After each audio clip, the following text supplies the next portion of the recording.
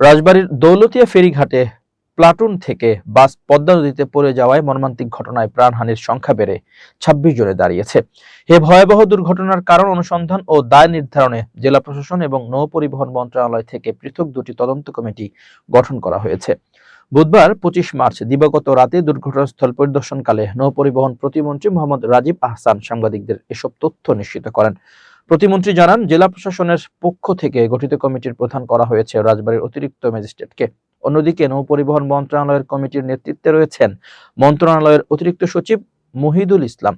উভয় কমিটিকে আগামী ৩ কার্যদিবসের মধ্যে তদন্ত প্রতিবেদন জমা দেওয়ার নির্দেশ দেওয়া হয়েছে। মোহাম্মদ রাজীব আহসান বলেন, তদন্ত প্রতিবেদন পাওয়ার পর দুর্ঘটনার প্রকৃত কারণ জানা যাবে। প্রতিবেদনে যাদের দায়ী করা হবে তাদের বিরুদ্ধে কঠোর ব্যবস্থা নেওয়া হবে।